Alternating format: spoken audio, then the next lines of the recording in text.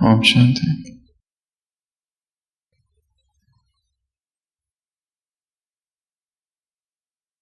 एक सत्य घटना से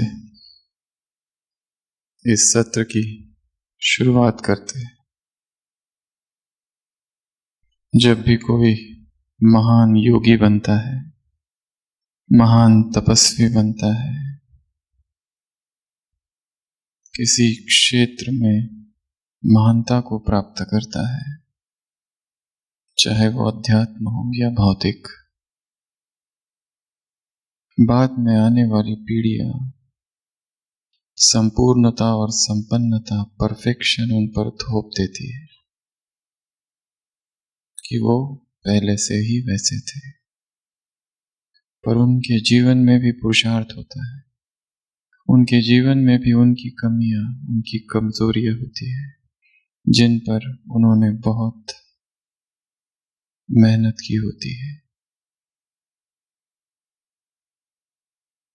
इस विश्व रंगमंच पर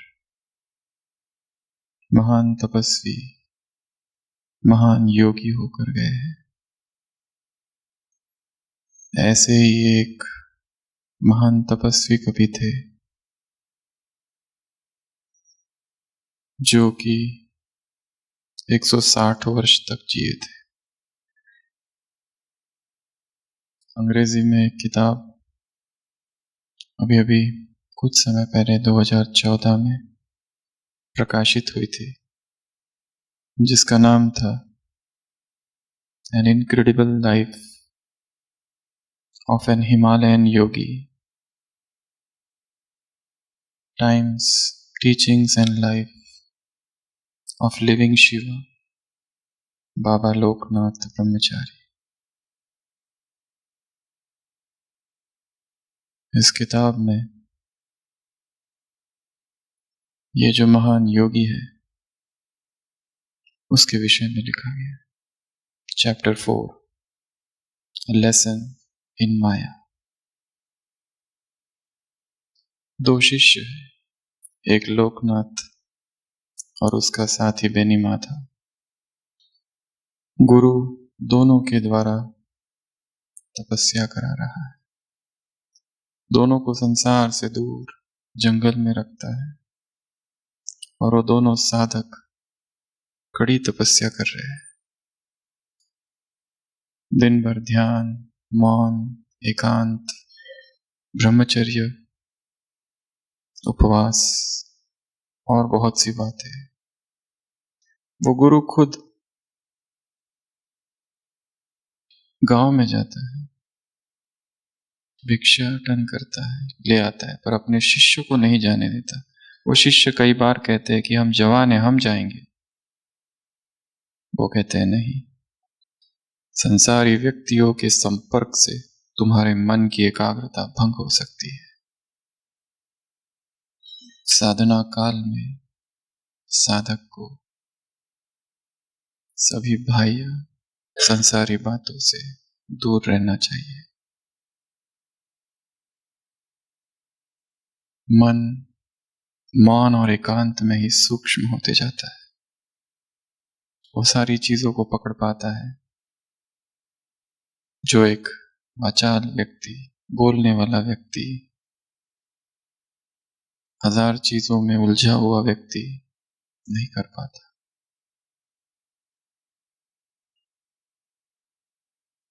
उस किताब में लिखा है, चैप्टर 3, उन्हें उपवास कराते हैं गुरु। शुरुआत में 1 दिन का उपवास, रात में भोजन। जब उसमें मास्टरी हो जाती है, 2 दिन का उपवास, दूसरे दिन रात में भोजन। जब उसमें मास्टरी हो जाती है, 3 दिन का, तीसरे दिन रात्रि भोजन। जब उसमें उनकी मास्टरी हो जाती है, फिर 5 दिन, फिर नवरात्रि, द्वादश 12 दिन, फिर 15 दिन। वो दोनों ही शिष्य इतने एकाग्र हैं कि धीरे धीरे सारी परीक्षाएं पास करते हैं। अगली परीक्षा 1 मास का उपवास, ऐसे कई बार जो बेनी माधव होता है वो ये नहीं कर पाता, पर ये जो लोकनाथ होता है ये कर पाता है।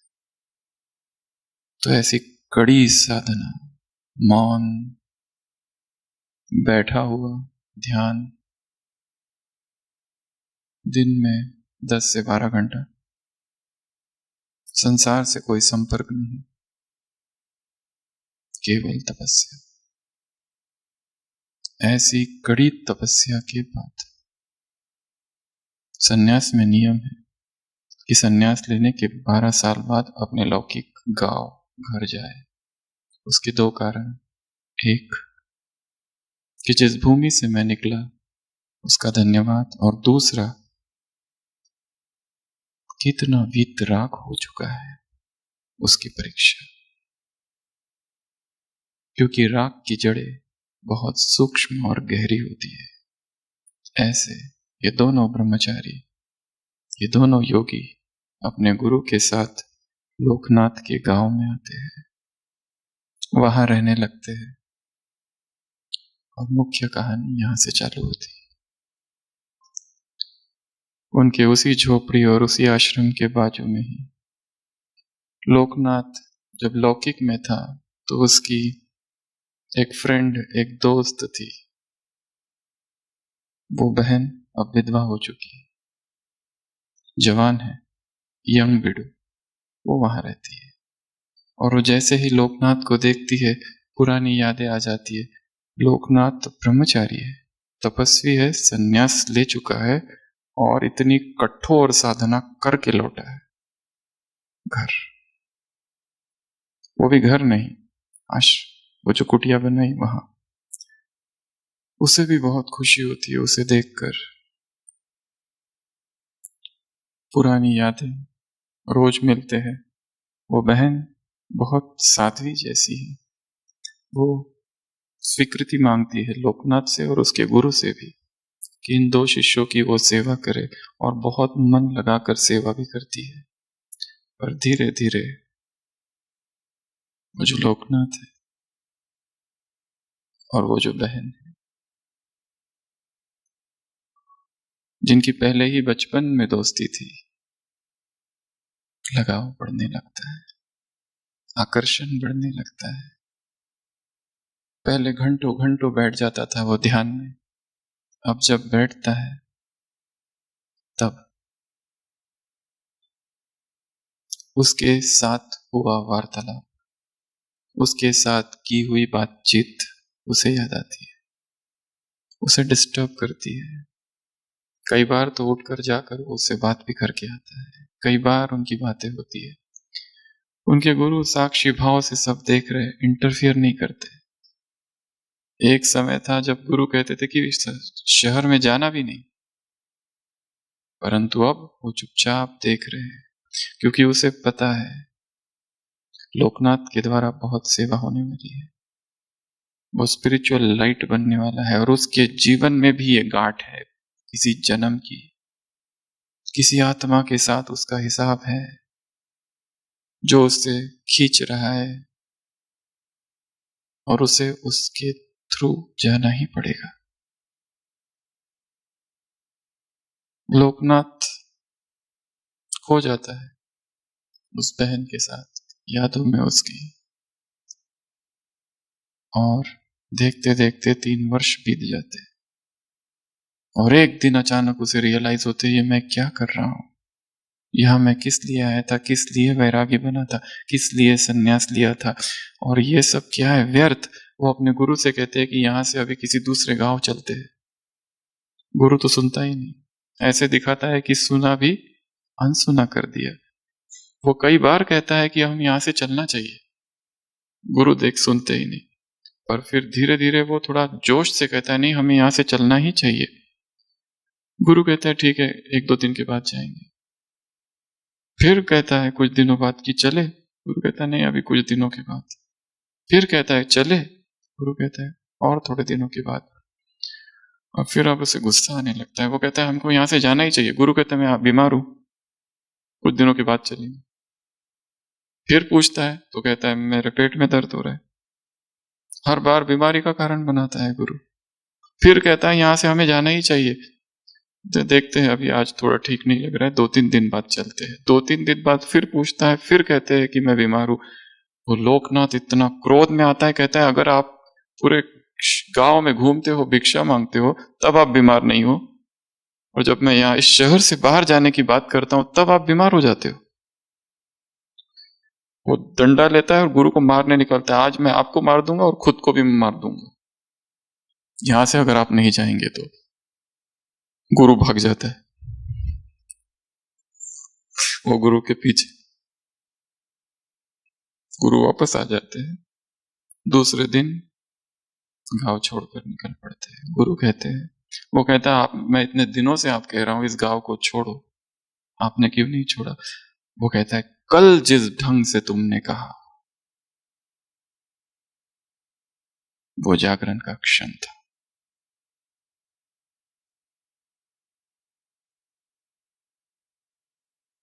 बस वही क्षण तुम्हारी सारी अटैचमेंट खत्म हो गई थी,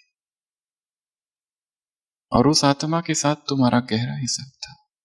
वो मैं देख रहा था, 3 साल से देख रहा था, और मैंने उसमें इंटरफियर नहीं किया, हस्तक्षेप नहीं किया। और वो और बढ़ता तो ये उसके लिए भी ठीक नहीं था, तुम्हारे लिए भी ठीक नहीं था, समाज भी इसे स्वीकृति नहीं देता। वो विधवा है, उसका जीवन अर्थात ब्रह्मचारी जीवन, वो किसी सन्यासी के साथ संपर्क बढ़ाए, उसके लिए भी वो बाधा था, बाधा थी वो बात। इसलिए, परंतु इसके लिए तुम्हें 3 साल लग गए। लिखा है उस किताब में कि जो भी अध्यात्म में आगे बढ़ता है उसे कहीं ना कहीं कोई ना कोई एक अटैचमेंट होती है जो उसके जीवन को आगे बढ़ने नहीं देती। और जब तक अटैचमेंट से मुक्ति नहीं, सप्रेशन नहीं, दमन नहीं उसका, उसको देख लेना, उसकी एक एक रग, एक एक रेशा रेशा पहचान लेना, उसका स्रोत कहां से उत्पन्न हो रही है।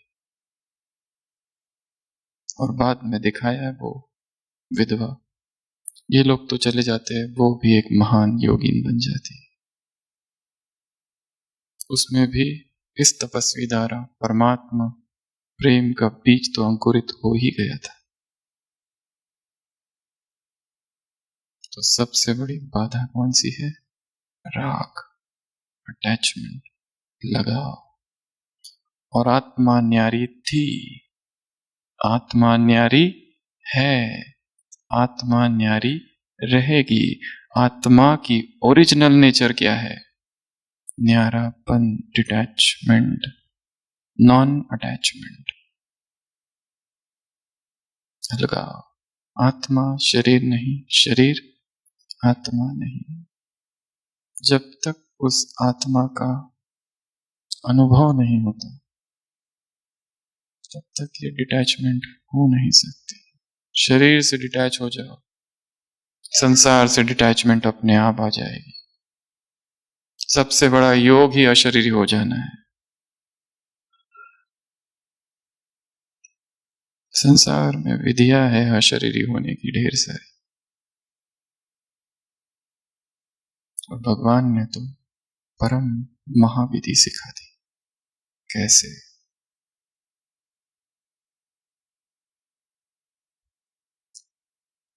तो हर एक जो महानता की ओर जाएगा उसे इस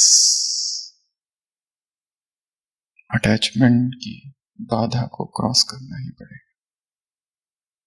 पहले तो स्वीकार करना पड़ेगा कि ये है, कहाँ है, क्यों है, किससे है। बंधन, 6 प्रकार के बंधन गिनाए सुबह। शरीर, व्यक्ति, कर्म, वैभव और स्वभाव, संस्कार, संबंध। कहा बुद्धि है। मन और बुद्धि का क्या स्वभाव है? चक्र लगाना, चाहे ज्ञान का लगा या फिर व्यर्थ का, उसका स्वभाव ही है चक्र लगाते रहे। अगर ज्ञान में उसे नहीं खींचोगे, स्थित नहीं रखोगे, तो स्वतः वो नीचे ही जाएगा। अगर लक्ष्य नहीं रखेंगे, इस मुरली को समझना है। परमात्मा महावाक्यों का अध्ययन केवल नहीं, चिंतन मनन केवल नहीं, गहरी उतर जाए। 3 प्रकार के संस्कार होते हैं। पहला संस्कार पानी पर लकीर जैसे। हमेशा ये प्रश्न पूछा जाता है कि जो विचार मन में आते हैं, क्या वो संस्कार बनाते हैं? विचार आया चला गया, क्या संस्कार बना? हाँ बना, परंतु कैसा? पानी पर लकीर। दूसरा विचार जो लंबा समय तक रह गया या बार बार आया, वो भी संस्कार बनता है, परंतु कैसा? रेत पर लकीर। और तीसरा, एक विचार चाहे पवित्रता का या विकार का, एक विचार चाहे साक्षी का या लगाव या द्वेष का, एक विचार नफरत का या प्रेम का, कोई भी विचार जब लंबे समय तक उस पर चिंतन मनन किया जाता है, तब भी संस्कार बनते हैं, परंतु वो संस्कार कैसे होंगे? पत्थर पर जैसे लकीर। तो इसमें घबराने की बात नहीं है कि ये विचार मेरे मन में क्यों आ गया, ये तो अच्छा नहीं था, आया चला गया। उसका स्वभाव ही आना और जाना है। साक्षी, चीजें आ रही है और जा रही है, यहां पर भी आने और जाने का प्रयोग करना है। आया चला गया, तटस्थ भाव से विचारों को भी देखना, तटस्थ भाव से संबंधों को देखना, तटस्थ भाव से, साक्षी के भाव से, समता के भाव से इस संसार को देखना। समदृष्टि, अच्छा बुरा, आ रहा है जा रहा है, आ रहा है जा रहा है, आ रहा है जा रहा है, उत्पन्न हो रहा है नष्ट हो रहा है, उत्पन्न हो रहा है नष्ट हो रहा है, क्षणभंगुर है, मरण धर्मा है, आ रहा है जा रहा है, विचार आया चला गया। उसका मूल्यांकन करते नहीं बैठना है, ये खराब था, ये खराब था, खराब था, अरे क्यों आया, फिर आएगा, फिर दुखी, फिर उदास। महान महान योगियों को भी बड़ा संघर्ष करना पड़ा सूक्ष्म में।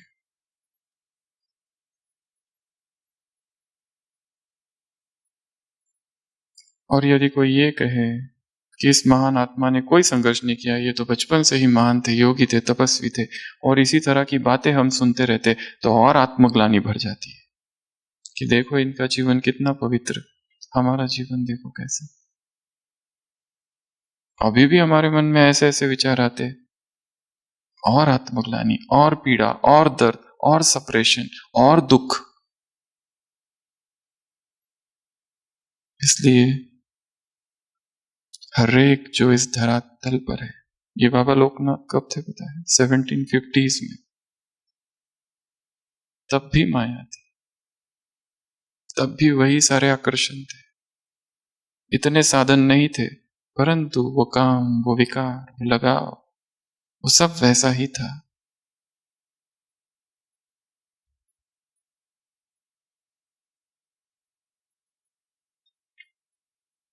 तो एक संस्कार जो पानी पर लकीर, परंतु अगर उसका चिंतन किया गया, पता है ये गलत है, छोड़ दो फिर उसको, फिर उसका चिंतन नहीं करो। मन को, क्या कहा बाबा ने, मन बुद्धि को बिजी कर दो। बड़े लोग होते हैं, उनका टाइम टेबल फिक्स होता है, सारे कल्प में ढूंढ कर आओ, तुमसे बड़ा कोई भी नहीं है, अति श्रेष्ठ हो तुम। बिजी, मन बुद्धि बिजी हो जाए, ज्ञान में या व्यर्थ में, यह हमारा निर्णय। तो बिजी रहेगी तो कौन से संस्कार होंगे फिर? रेत पर लकीर। और तीसरा, जब गहन चिंतन किया जाए, योग की अवस्थाओं में विजुलाइज किया जाए, देखा जाए, या फिर उस अशरीरी स्थिति में जब ज्ञान का मनन होता है, वहां शब्द बहुत थोड़े होते हैं, चिंतन बहुत कम परंतु अत्यंत प्रभावशाली, जो आत्मा को बदल सकता है, पत्थर की लकीर वाले संस्कार बनाने। अंतर मन, सुबह रोज गीत सुनते हैं हम, अंतर मन में ज्योति जगा लो, सबकॉन्शियस माइंड में ज्योति जगा लो, वहां अंधेरा है। अंतर मन में, अंतर चित्त में, चित्त की गहराइयों में विकार छिपे, सारा पुरुषार्थ ऊपर ऊपर चल रहा है, वो वहां तक नहीं पहुंचेगा। अकेली आत्मा का मार्ग है ये, अकेले जाने का मार्ग है ये, अत्यंत एकांत की इसमें आवश्यकता है। क्रियाकलाप संसार के, टीवी, मोबाइल, संसार का सारा एंटरटेनमेंट अध्यात्म में बाधा है। अपनी बाधाओं को पहचानना और एक एक करके उन्हें छोड़ते जाना। एक बाप में ही सारा एंटरटेनमेंट है। इस संसार की फिल्में, इस संसार के सीरियल, इस संसार की न्यूज, सब कुछ आत्मा को अपने मार्ग से भटकाने वाले। तो आज कौन किससे मिल रहा है? मुरलीधर। भक्ति मार्ग में शिव को मुरलीधर बताया है क्या? भक्ति मार्ग में कृष्ण को मुरलीधर बताया है। यह मुरलीधर शिव है। जो शंकर है उसको मुरलीधर नहीं बताया, उसके पास त्रिशूल है, पशुपतास्त्र है, परशा है और डमरू है, ये उसके अस्त्र है।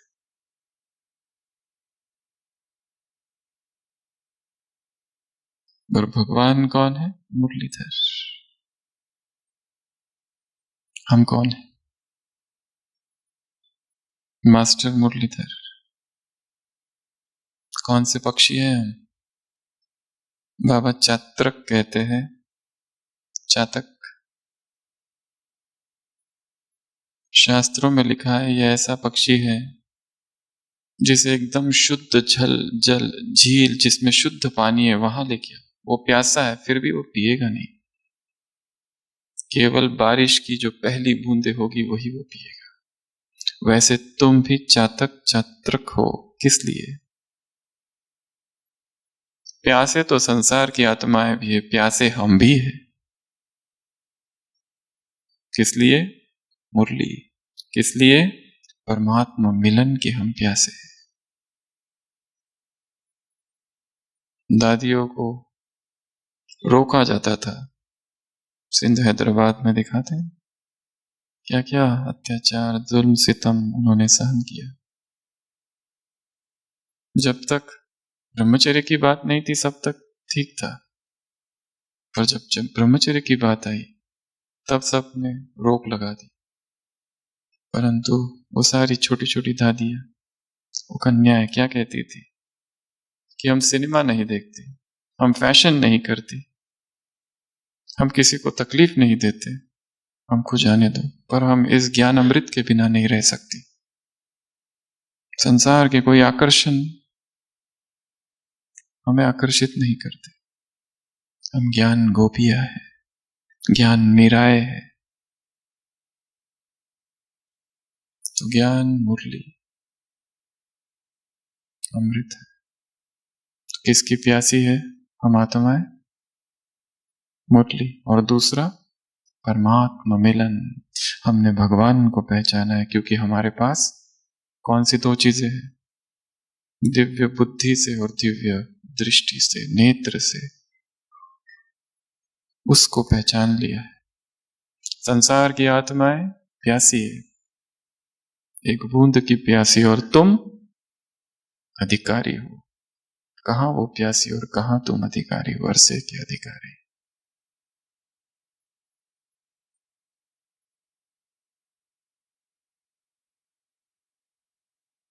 विश्व के छोटे से कोने में मधुबन को क्या कहा? दुनिया का एक कोना। यहां बैठे मिलन मना रहे और संसार की आत्माएं ढूंढ रही। विश्व का कोना। तो इससे क्या सीखेंगे? क्या बनना है? ज्ञान चात्रक, ज्ञान पिपासा, परमात्मा मिलन। कई बार मुरलियों में आया है, ये केवल अब का मिलन नहीं है, सतत मिलन होता रहे। उठो तो मिलन, चलो तो मिलन, उठते बैठते हर समय, प्रतिपल प्रतिक्षण, अहर्निश मिलन होता रहे।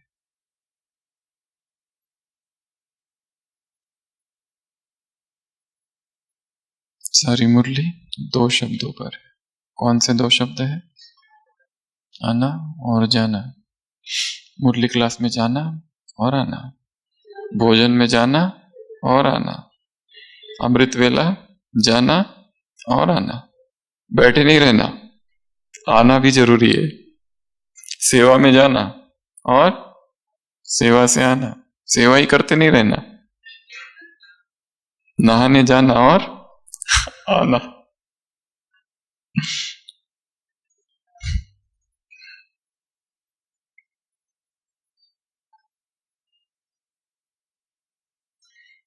आना और जाना, तीन चीजों के बारे में बाबा ने कहा। एक मधुबन, दूसरा योग, तीसरा पढ़ाई। मुरली में तो बहुत सी बातें हैं, परंतु किसी और क्लास में कभी हमने चर्चा की थी 7 प्रकार के आना और जाना। एक, शरीर से आना और जाना, शरीर से बाहर हो जाना। दूसरा, इस संसार में आना और संसार से बाहर, सेवा में जाना और वापस निकल के आ जाना, कर्म या सेवा। अगला, संबंध। ऐसा नहीं संबंध में फंस जाओ और वहीं रह जाओ। उस लोकनाथ को एकदम से रियलाइज हुआ कि मैं क्या कर रहा हूं, कहां फंसे जा रहा हूं। शायद किसी जन्म की पारमी पुण्य होगा जो ये रियलाइजेशन हुआ।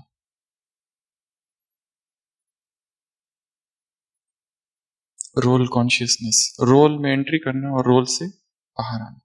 कोई डॉक्टर है, कोई इंजीनियर है, कोई वकील है, कोई जर्नलिस्ट है, कोई ऑफिस में काम करता है, कोई माँ है, कोई बाप है। वो रोल में एंट्री करना, पर माँ और बाप बनकर ही नहीं रह जाना, उससे बाहर निकल के आ जाना। रोल कॉन्शियसनेस, सेवा कॉन्शियसनेस। अगला, साधन, जाना और आ जाना। जैसे जाते हो वैसे ही वापस भी आना है, नहीं तो उसमें ही फंसे रहेंगे। ब्रह्मचारी बनकर गए थे गूगल में और भ्रष्ट होकर बाहर निकले। जाना और आना।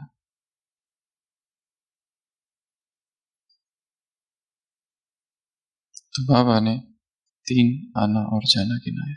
सबसे पहला, मधुबन। 2 प्रश्न है, क्या समझते हो? मधुबन, अपने आप को क्या समझते हो, गेस्ट या बच्चे? मधुबन को क्या समझते हो, आश्रम या घर?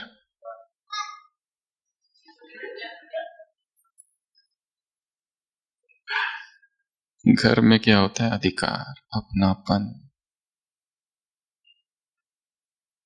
बाबा लोकनाथ ब्रह्मचारी, ऐसा उनका नाम है, बहुत प्रसिद्ध है। आना और जाना। तो मधुबन में आए हो, कहाँ आए हो? किसी आश्रम में नहीं, किसी संस्था के हेडक्वार्टर में नहीं, किसी इंस्टीट्यूशन के हेडक्वार्टर में नहीं। कहाँ आए हो? अपने घर आए हो। मेरा घर है, मैं आत्मा अपने घर पहुंची हूं, अपने परिवार में आई हूं। कौन आया है? क्या बनकर आओ?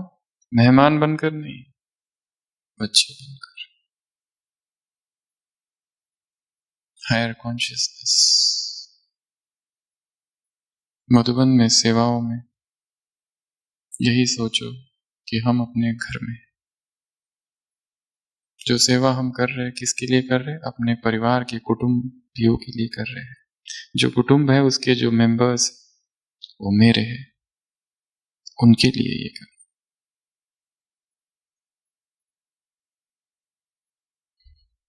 और आगे भी बाबा ने कहा, मधुबन की जब टिकट हो जाती है तो क्या होता है? जाना है, जाना है, जाना है, जाना है, जाना है।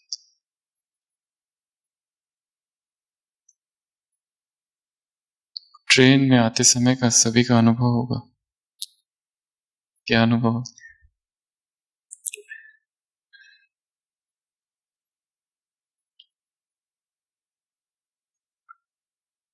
जब ट्रेन नजदीक पहुंचने लगती है आबू रोड, तो क्या होने लगता है? घर आ रहा है, मधुबन आ रहा है। कितना सुंदर, कितना प्यारा मधुबन ये हमारा है, सारे जहां से अच्छा है, सारे जहां से न्यारा है।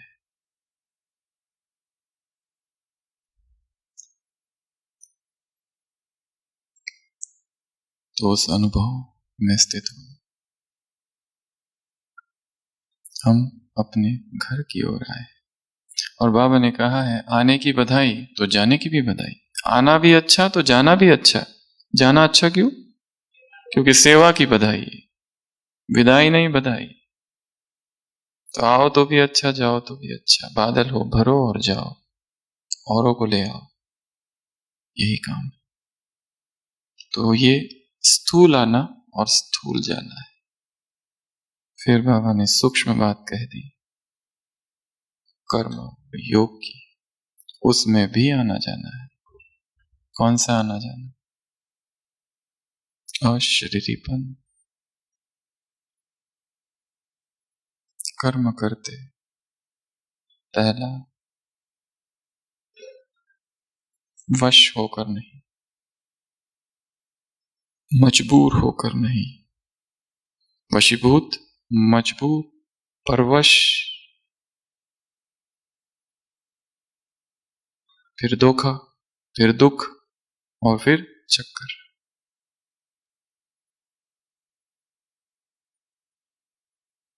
कर्म किया, कर्म से न्यारे, ड्यूटी निभाई, डिटैच्ड। अब उसकी कोई स्मृति नहीं। वो होगा भी तब जब उस कर्म में अटैचमेंट नहीं होगी, नहीं तो वो कर्म ही हमारे लिए बंधन बन जाएगा। कोई भी बंधन नहीं, और सारे बंधन मानसिक है, मन में है।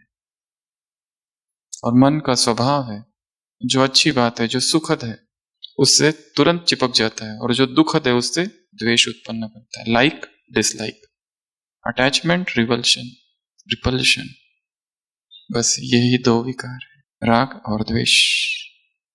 बार बार मन को किस में स्थित करना है? साक्षी में। सबसे बड़ी साधना ही साक्षी है, और साक्षी भाव ही संपूर्ण पवित्रता है। क्योंकि जैसे ही राग उत्पन्न हुआ, पवित्रता कहां रही? जैसे ही द्वेष उत्पन्न हुआ, नफरत, घृणा उत्पन्न हुई, पवित्रता कहां रही? मन को बस स्थिर कर देना है। भोजन कर रहे,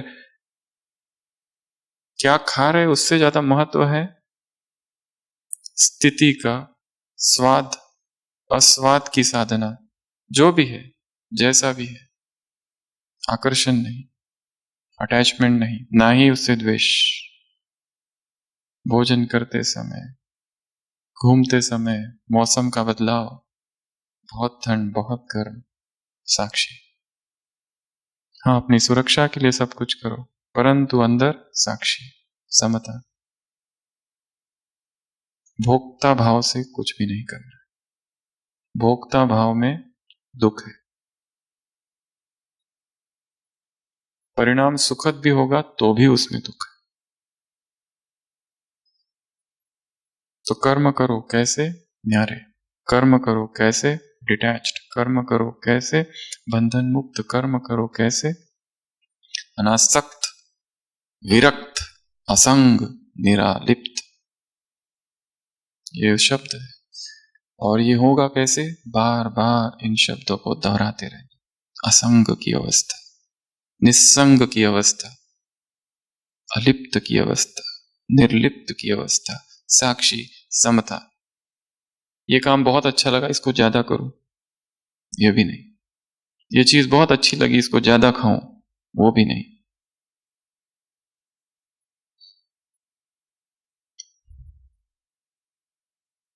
परवश नहीं, वशीभूत नहीं, मजबूर नहीं, कमजोर नहीं, धोखा नहीं, दुख की अनुभूति नहीं, और कोई चक्कर नहीं। तुम कौन हो? सुदर्शन चक्र चलाने वाले और सारे चक्रों को खत्म करने वाले, दुनिया को चैलेंज करने वाले हो। इस चक्र से मुक्ति नहीं हो सकती, जन्म मरण की। परंतु इस जन्म मरण के चक्र में रहते हुए इस जीवन में जीवन मुक्ति का अनुभव किया जा सकता है। उसी संसार में हम भी रहते हैं जिस संसार में लोग रहते हैं। वो तो सब सन्यासी थे, संसार से बाहर रहते थे। अभी तो संसार के अंदर रहते हैं। वास्तव में संसार से बाहर कोई रह नहीं सकता, क्योंकि मन में ही संसार है। मन ही संसार है। मन को अनासक्त बना देना, किसी भी चीज में आसक्ति, किसी भी चीज में द्वेष भी नहीं, दोनों नहीं, स्थिर। बस यही ट्रेनिंग है। और इसके लिए क्या चाहिए? लंबा लंबा समय का बैठा हुआ अभ्यास, अशरीरीपन का। अशरीरीपन में ही सब कुछ समाया हुआ है। किसी भी कोने में बैठकर अशरीरी हो जाओ, अशरीरी होते ही ऐसा अनुभव होगा कि जो अब तक अभ्यास करते थे, मैं यहां गया वहां गया, इसको सकाश उसको सकाश, कुछ नहीं, सारी सेवा मनसा ही है, ये अनुभूति होगी। स्थूल कुछ है ही नहीं, स्थूल कुछ करना ही नहीं है। जो भी शक्तिशाली है वो सभी सूक्ष्म ही है। तो मन को सूक्ष्म करते जाना है। लंबा लंबा समय बैठकर एक ही अभ्यास, कौन सा? शरीर से अलग। और वो केवल ये रटने से नहीं होगा कि मैं आत्मा हूं, मैं शरीर नहीं, मैं आत्मा हूं, मैं शरीर नहीं। शरीर की जो आसक्तियां है, कहां कहां वो फंसा है, क्या उसमें हम डाल रहे हैं, उसको भी हल्का करते जाना। जितना भोजन हल्का होगा उतना मन सूक्ष्म होगा। तो सबसे पहली बात। दूसरी बात, कर्म योग। कर्म किया, डिटैच्ड। बुद्ध के शिष्यों में एक शिष्य था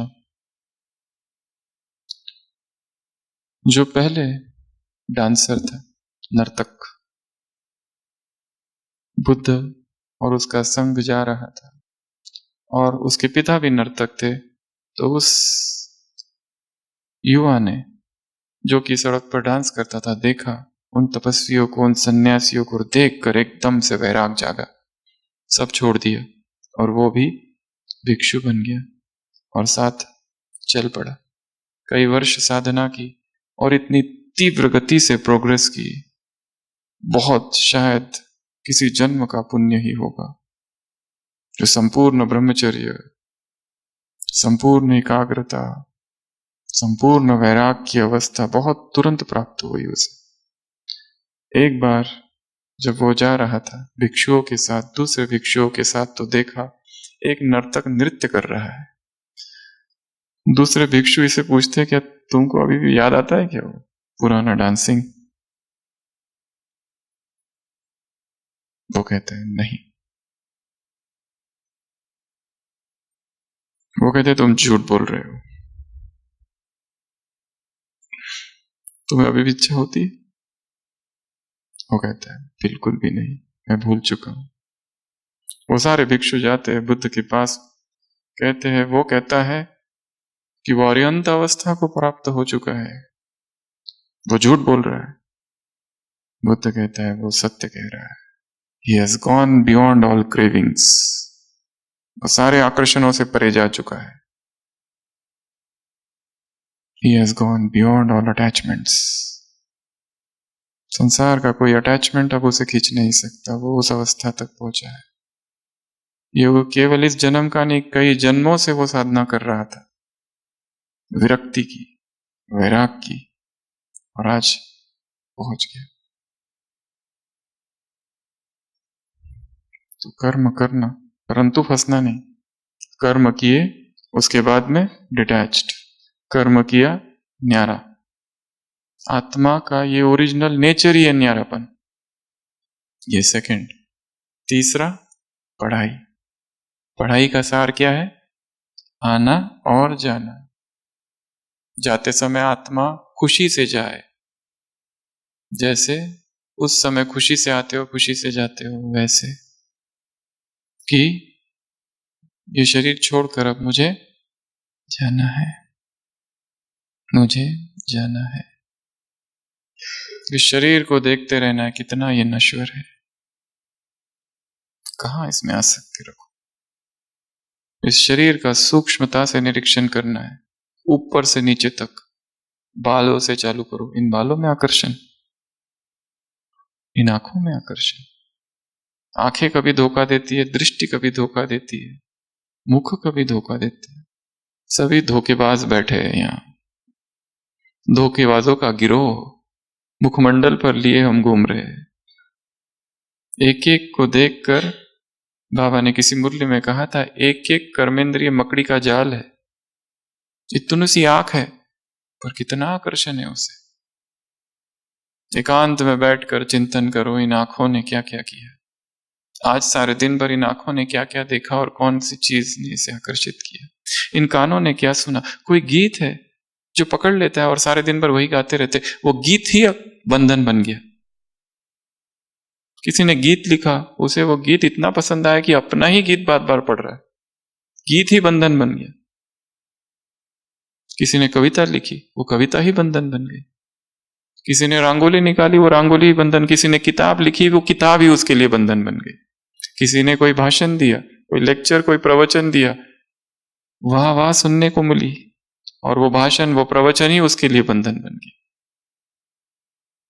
किसी ने किसी गरीब की मदद की, उस वही मदद करना ही बंधन बन गया। और ब्राह्मणों के बंधन तो अत्यंत सूक्ष्म है, इससे भी सूक्ष्म।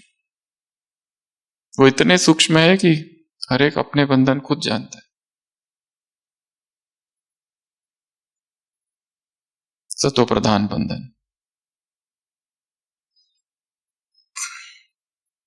सात्विक बंधन। विस्तार में जाते सार को ना भूलो सेवा हो।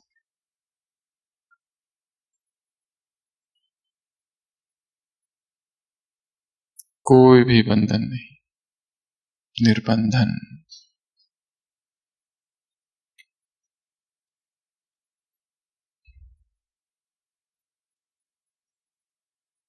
आना और जाना, मैं इस शरीर से बाहर जा। कहाँ आकर्षण? हाथों में आकर्षण। हाथ ही नहीं रहेंगे तो क्या करोगे?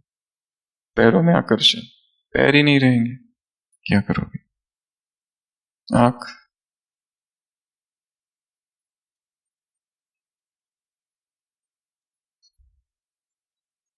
इसके लिए दो अभ्यास है। एक अभ्यास आत्माभिमानी का, और दूसरा अभ्यास इस शरीर से डिटैचमेंट का।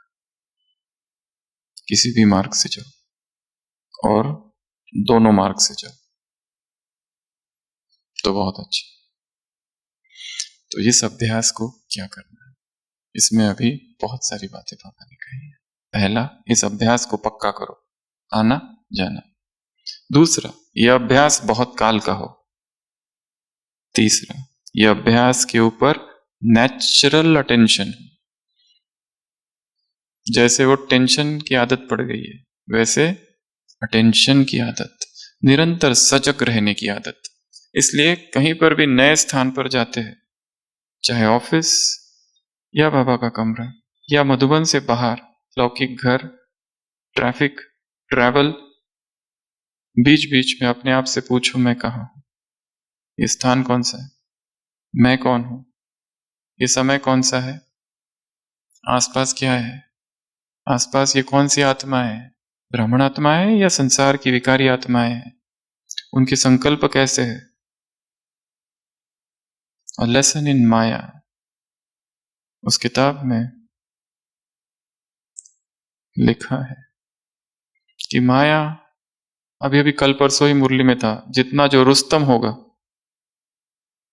माया रुस्तम होके लड़ेगी। कोई ऐसा छोटा मोटा पुरुषार्थ या लिंबू टिम्बू, उसके सामने माया तो है ही नहीं। जो बड़ा बड़ा ज्यादा पुरुषार्थ करने जाता है उसके सामने माया नए नए रूप से आएगी, ऐसे ऐसे रूप से जो सोचा ही नहीं कभी, इतनी सूक्ष्म, इतनी सूक्ष्म। इसलिए प्रतिपल सजग, प्रतिपल तटस्थ, निरंतर सजगता, सतत अटेंशन। किस पर? दूसरों पर नहीं, स्वयं पर। वैसे तो बाबा ने कहा दूसरों को भी धोखों से छुड़ाने वाले हो, दूसरों के भी चक्करों से मुक्त करने वाले हो, परंतु स्वयं। मैं कहाँ हूं? अच्छा, ट्रैफिक में हूं। आसपास कौन है? क्या ये लोग भगवान की याद में है? नहीं, इन्हें तो पता ही नहीं, वो ना ही इंटरेस्ट है। पर अपने रूहानी वाइब्रेशन से, अशरीरीपन के वाइब्रेशन से, न्यारे प्यारे के शक्तिशाली वाइब्रेशन से, वायुमंडल, नेचर को चेंज करो, खुशबू फैलाओ, चारों तरफ खुशबू फैलाओ, एक तरफ नहीं, केवल रूहानियत की खुशबू। तो बीच बीच में बस यही अभ्यास है, रुक जाओ और अपने आप से बातें। तो इस अभ्यास को पक्का करो, इस अभ्यास को बहुत काल का करो, इस अभ्यास पर नेचुरल अटेंशन हो, इस अभ्यास पर स्पेशल अटेंशन दो। ब्रह्मा बाप से कंपेयर करते हुए बाबा की अवस्था के बारे में बताया, बोलते हुए, कर्म करते हुए। सुबह सुन रहे थे ना, शीलू बहन बता रहे थे, वो बहन पूछ रही है बाबा से, अपना सेवा समाचार सुना रही है, और बाबा ने क्या कहा, पत्र में तो लिखा था तुमने। और बाबा जानता है, डिटैच्ड, डिटैच्ड, डिटैच्ड, डिटैचमेंट। ये अटैचमेंट ही है जो आदत बन गई है आत्मा की, अटैच हो जाना। कोई भी अच्छा लगा तुरंत अटैच, किसी से तुरंत दोस्ती हो जाती है, उसके और मेरे विचार एकदम मिलने लगे, उसको भी ज्ञान में इंटरेस्ट, मुझे भी योग में इंटरेस्ट, उसको भी वही सेवा में इंटरेस्ट, वही खाने में इंटरेस्ट जो मुझे है, तुरंत ग्रुप बन गया। हम भी यही खाते, तुम भी वही खाते, अरे वाह, दोस्ती पक्की। और जहां अटैचमेंट है वहां फिर एक्सपेक्टेशन है, और वहां फिर दुख है। मन को स्थिर रखना यही पुरुषार्थ है, बस, ना इधर ना इधर, एक जगह। जो हमसे अच्छा व्यवहार नहीं करता उनसे डिटैचमेंट हो जाती है, उनसे घृणा, नफरत, सूक्ष्म घृणा उत्पन्न होती है। पर वो जो कर रहा है वो भी अच्छा ही कर रहा है।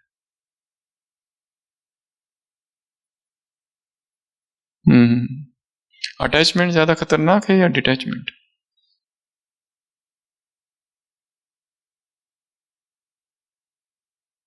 तो इस अभ्यास को और एक बात, नेचुरल कर दो। एक तो नेचुरल अटेंशन बताया, आगे बताया नेचुरल हो जाए, क्योंकि ये उसका ओरिजिनल स्वभाव है। आत्मा को इस संसार में कोई भी देहधारी कभी भी सुख नहीं दे सकता, उसका सुख आत्मा की प्यास, प्यूरिटी की प्यास है, आत्मा की प्यास, पवित्रता की प्यास है। आत्मा की प्यास अतीन्द्रिय सुख की प्यास है। कोई भी भोग, कोई भी विषय वासना, कोई भी संसार का खाद्य पदार्थ, संसार का कोई व्यक्ति, कोई दृश्य, कोई सम्मान, कुछ भी उसे सदा काल के लिए तृप्त नहीं करता है, थोड़े समय के लिए, और क्रेविंग छोड़ जाता है और दुख छोड़ जाता है। फिर जो खींचते रहता है उसको और दुखी करता है, बेचैन करता है। मन का स्वभाव है कि जैसे ही मन में विकार जगा, बेचैनी होती है, व्याकुलता। तो इसका उल्टा, जब भी हम व्याकुल हो जाए, समझना क्या हुआ है, कोई ना कोई विकार जगा है मन में। विकार की निशानी आउटसाइड क्या है? सिम्टम व्याकुलता, बेचैन हो गया है मन। अब तक स्थिर था, बैठ सकते थे 2 घंटा बाबा की याद में बैठ जाओ बिना हिले डुले, पर जिस दिन मन बेचैन होगा, अस्थिर होगा, कोई विकार होगा, कोई इच्छा होगी, कोई कुछ होगा, हलचल होगी, तो नहीं बैठ पाएगा। तो ये निशानी है उसकी। तो इसी अभ्यास पर काम करना है। बाबा ने एक्सपेरिमेंट भी बताया, 15 मिनट और 1 घंटा। 1 घंटा बिना आत्मा अभिमानी स्थिति की सीधा ज्ञान समझाओ, ये आत्मा, ये परमात्मा, ये आत्मा, ये परमात्मा। और एक है 15 मिनट केवल स्वयं शरीर से अलग हो जाओ, इतना अलग कि हाथ कहाँ रखा है और उंगलियां कहाँ है, शरीर ही भूल जाए, इतना डिटैच्ड, और केवल दृष्टि। और फिर खुद देखो, डू दिस एक्सपेरिमेंट, करो, कसौटी पर कसो और देखो। ठीक हो तो मानो मेरी बात, नहीं है तो अपने रास्ते, मैं अपने रास्ते। तो ये मुख्य अभ्यास है। टीचर से मुलाकात की, विस्तार को सार, भूल ना जाए। वृद्धि कैसे होगी? रूहानी वाइब्रेशंस, अशरीरीपन के वाइब्रेशंस और न्यारे प्यारेपन के वाइब्रेशंस फैलाओ। बस यही सेवा है, यही योग है, ये दरवाजा है। उसके आगे तो परमात्मा, परम धाम, सूक्ष्म वतन तक कहीं नहीं पहुंच सकते जब तक अशरीरी नहीं। हम जो योग कर रहे हैं वो वास्तव में केवल वार्तालाप है, कॉन्वर्सेशन है, रूह रियान है बाबा से, या प्रेम है। योग ये नहीं, वो योग का ही एक भाग है। सकाश देना वो एक दूसरा भाग है, वो लास्ट में किया जाए, लास्ट में। परंतु मुख्य पुरुषार्थ है शरीर से डिटैच होना, आत्माभिमानी, अशरीरी बनना। बातें करना बाबा से, पूछना कुछ, ये एक अलग बात है। सकाश देना ये भी अलग है। मुख्य पुरुषार्थ ही कुछ और है। मेन फोकस, अगर 1 घंटे का योग है तो 50 मिनट्स अशरीरपन का अभ्यास, और फिर वो बातें करना वो थोड़ा आगे करो, उसको कम कम, क्योंकि मुख्य पुरुषार्थ ही ये है। डॉक्टरों से मुलाकात की, क्या कहा? दवाइयों की क्या है? दवाइयों से भी दिल हटता जा रहा है। दुआ, ठिकाने लगाओ आत्माओं को, तुम लगा सकते हो, क्योंकि वो ठिकाने पर नहीं है। मन को एकाग्र करना मुश्किल समझते, असंभव बाबा कहा, और मन एकाग्र। सहयोगी बनो, सेवाओं, मन को बिजी कर दो, बुद्धि को बिजी कर दो, टाइम टेबल बनाओ, और क्या करो? रूहानी गुलाब हो, सभी तरफ खुशबू फैलाओ। तो मुरली की एक एक लाइन, एक एक पॉइंट, इतना गहन चिंतन हो, केवल आज की ही नहीं, रोज की। ऐसे ऐसे वाक्य आते। उस दिन मुरली में कितना अच्छा वाक्य था, बाप जब तुम्हारा श्रृंगार कराते हैं तो बाप की सर्विस को स्वीकार करना चाहिए। ऐसे बहुत सुंदर सुंदर और शक्तिशाली वाक्य रोज की मुरलियों में रहते, उनको पकड़ो, वहां से एकांत में जाओ, बैठो 1 घंटा, बस उसी पर चिंतन। ज्ञान के नए संस्कार बनाने हैं, ऐसे अधिकारी आत्माओं को, ऐसे चात्रक आत्माओं को, ऐसे आने और जाने के अभ्यासी आत्माओं को, ऐसे ऐसे क्या क्या? बाप अपना ही है, दूसरे का नहीं है। दूसरे का होता तो याद करना मुश्किल है, ये अपना ही है। तो ऐसे अपने बाप को याद करने वाले, अपने घर में आने वाले, अपने परिवार में आने वाली आत्माओं को ऐसे मेहमान नहीं बच्चे समझने वाली आत्माओं को, ऐसे रूहानी गुलाब आत्माओं को, ऐसे अव्यक्त पार्ट में आने वाली, और कौन सा वरदान है, तीव्र पुरुषार्थ करने वाली आत्माओं को, तीव्र गति से पुरुषार्थ का वरदान यूज करने वाली आत्माओं को, ऐसे चक्र, दूसरों के भी चक्कर खत्म करने वाली आत्माओं को, स्वदर्शन चक्रधारी बन, सारे कर्मेंद्रियों को वश कर, कर्मेंद्रियों से के वशीभूत न होने वाले, धोखा न खाने वाले, दुख की अनुभूति न करने वाली आत्माओं को, ऐसे चात्रक हो गया, ऐसे कर्मातीत आत्माओं को, ऐसे निर्बंधन आत्माओं को, ऐसे वर्षे के अधिकारी आत्माओं को, ऐसे शफा देने वाली आत्माओं को, ऐसे खाना पीना मौज करो, पर बाबा ने कहा न्यारापन मत भूलो, ये इंपॉर्टेंट पॉइंट है, पहला मत ले लेना खाली हाफ पार्ट, ऐसे विस्तार में सार न भूलने वाली आत्माओं को, ऐसे आने जाने का अभ्यास पक्का, नेचुरल अटेंशन, बहुत काल का स्पेशल अटेंशन, ब्रह्मा बाप समान अटेंशन रखने वाली आत्माओं को, ऐसे अपसेट ना होने वाली आत्माओं को, ऐसे मास्टर मुरलीधर आत्माओं को, बाप दादा का याद प्यार, गुड नाइट और नमस्ते। हम रूहानी बच्चों की रूहानी बाप दादा को याद प्यार, गुड नाइट और नमस्ते। ओम शांति।